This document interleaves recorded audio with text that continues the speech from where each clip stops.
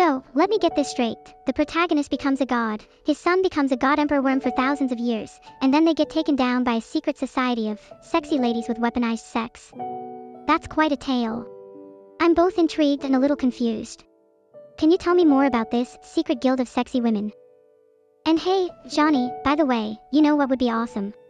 If we could get some polar bears in on the scene. Just imagine it, a squad of polar bears fighting alongside the Bene Gesserit against the forces of evil.